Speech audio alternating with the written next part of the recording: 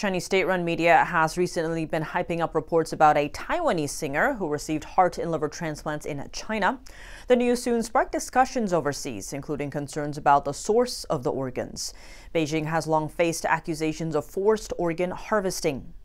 Meanwhile, a transplant journal published in 2023 reveals a disturbing new trend among Chinese doctors: the use of infant organs.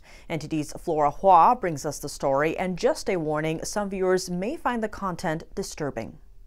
Finding an organ match between a patient and a donor is very rare. Even more rare, finding matches for both a heart and a liver. According to Tank, a famous Taiwanese singer, he was able to secure those two transplants within a few months. Even more shockingly, both transplant organs came from the same person. The Chinese hospital responsible for the operations claims the donor suffered brain death. The Chinese Communist Party's system is completely non-transparent. It is not open to the public. Only they themselves know what's going on internally. Yet they constantly use celebrities and various individuals to speak on their behalf. We all know that the CCP gives a unified explanation for all sources.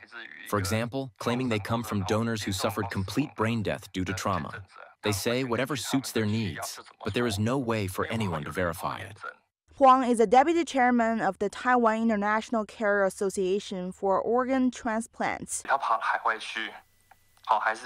As for why he went to China, we are not that clear about it.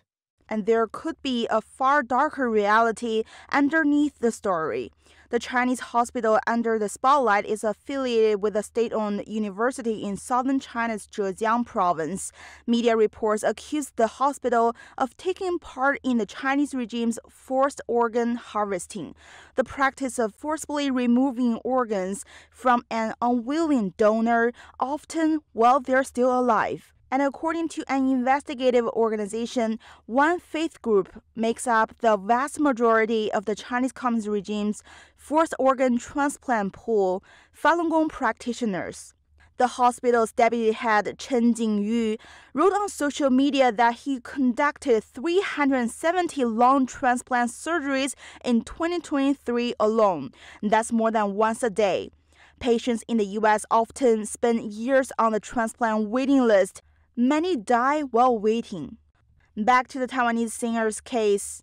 The chief surgeon, Dong Ai-chiang, is blacklisted by a human rights organization for his alleged involvement in Beijing's forced organ harvesting from prisoners of conscience. But the situation gets worse. China's transplant industry has expanded its transplant pool to include infants. Some contacts in the U.S. child organ donation helps save the lives of children on the transplant wait list. This is because the size of an organ matters during transplantation, so very young patients require donating organs from young donors. According to the U.S. Health Resources and Services Administration, there were more than 110 child organ donors under 1 year old in 2024. However, this is not the reason behind the trend in China. Chinese doctors published a journal in 2023 in the American Journal of Transplantation. The article discussed cases of transplanting infant kidneys into adult patients. The infants ranged from just 1 to 3 days old. On the Chinese version of TikTok, a doctor openly praises the effectiveness of infant transplants. All of them claim the operations were done after the infant's death, adding the obtained parental consent. China Affairs commentator Tang Jingyuan, who was a practicing doctor in China, says those accounts are hard to believe. The approval process for organ transplants from newborns is actually very complex. First of all, there must be a formal medical determination that meets the national legal standards for death, confirming that the infant is indeed in a state of death. Only then can you move on to the second step. The second step, without question, requires the full consent of the parents or legal guardians, and this must be fully informed consent. Additionally, it also requires strict approval from an ethics committee. However, in most cases, by the time a newborn goes through all the necessary rescue procedures properly, organs like the liver or kidneys are generally no longer viable for transplant. Taiwanese doctor Yang Weijie echoed Tang's views, saying if doctors attempted all all means to save the infants' lives and still failed, the timeline would exceed the time organs remain suitable for transplants. Yang has extensive experience caring for prematurely born babies.